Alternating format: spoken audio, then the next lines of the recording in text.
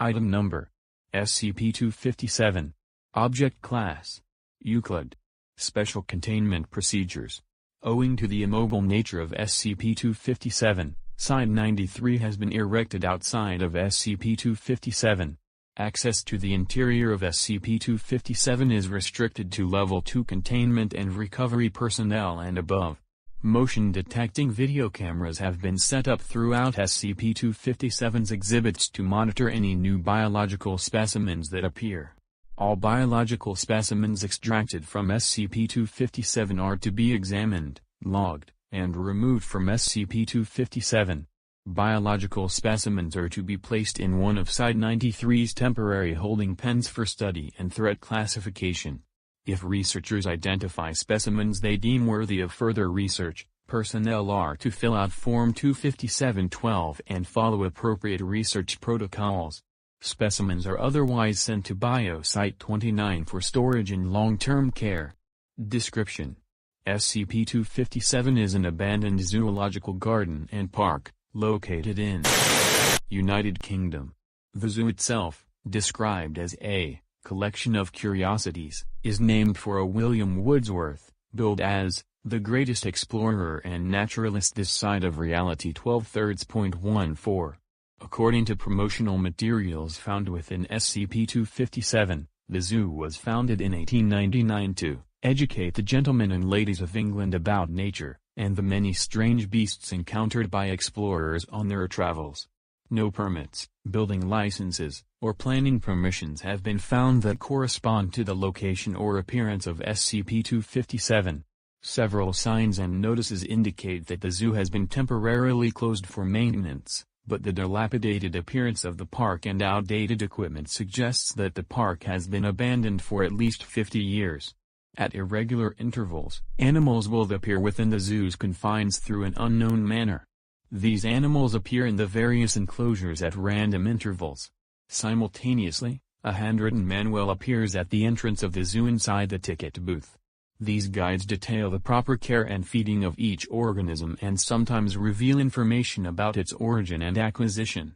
The animals vary widely in appearance, behavior, and classification. Many do not appear to be related to any terrestrial animals.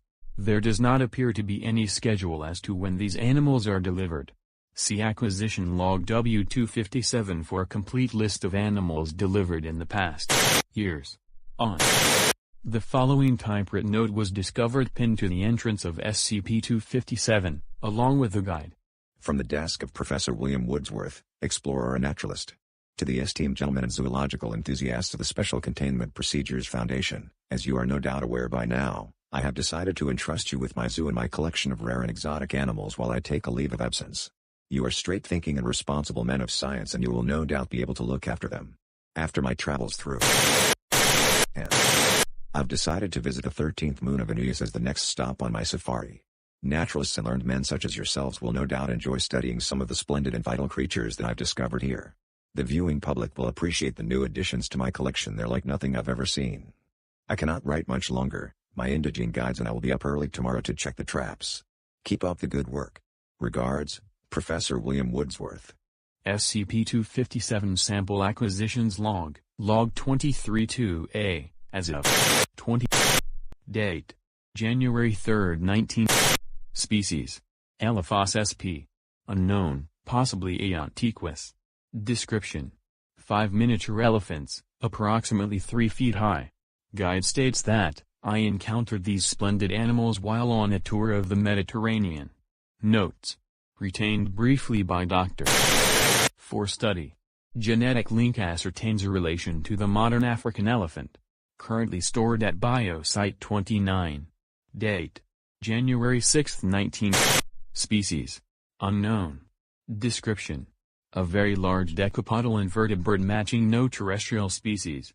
Secretes debilitating neurotoxins similar to that of a poisoned dart frogs. Guide notes that, it can detect certain chemicals in the atmosphere, and interprets it as a territorial challenge. Highly temperamental.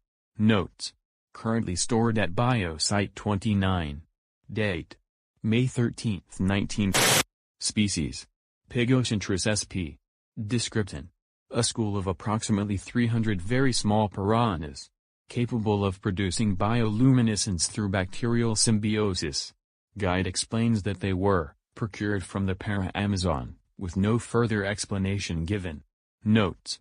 Currently stored at Biosite 29. July 20, 19. Brontotherium hatcheri. An adult male brontothere. Guide notes that, making eye contact with one of these beasts, spectacular as they are, is to sign your own death notice. Currently stored at Biosite 29. September 15, 20. Unknown. Relevant information moved to Document 443 SCP.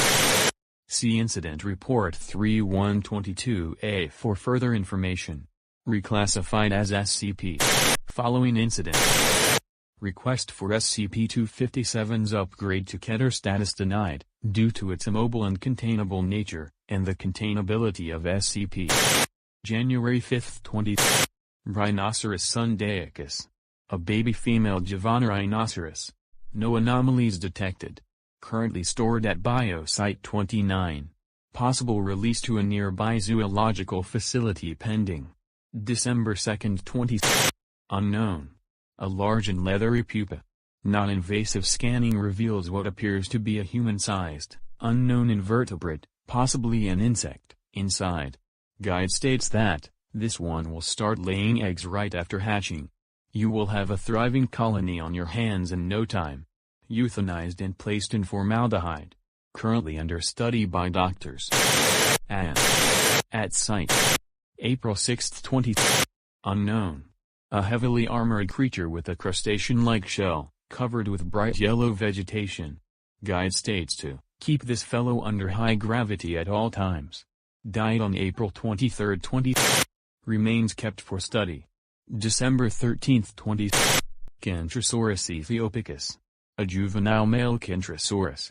Guide describes that, the meat, though delicious, is far too hard to safely procure and attracts creatures best left alone. Died on February 28, 20. Due to disease-related complications. Remains retained for study and placed in formaldehyde. Currently available for study. November 11, 20. Dinornis sp. Possibly D. robustus. Believed to be a moa egg. Guide notes that, though the meat of the adults lacks flavor, the eggs, when prepared properly, provide a delicacy for young and old alike. Moa farming has already begun to rise in popularity in Scotland. I hope to establish a breeding population at St. Mary's in the near future. Currently under incubation at Biosite 29. June 21, 20. Panpaniscus. A troop of 12 bonobos. Guide notes that, the local ape men appear to have domesticated these beasts and turned them into companions. Currently stored at Biosite 29. September 21, 20. Unknown. Two deer-sized hexapedal vertebrates covered with chitinous armor, possessing mouth parts similar to that of an insect. Herbivorous. Guide notes that, seeing a herd of these magnificent creatures traversing the floodplains of the Martian savanna rivals the greatest terrestrial migrations of wildebeest or ceratopsid. Guide details how to hunt and cook individuals of the species, noting that they are best served filleted and pan-fried, and taste like succulent crab.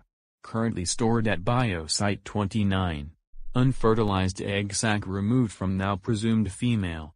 March 29, 20. Unknown.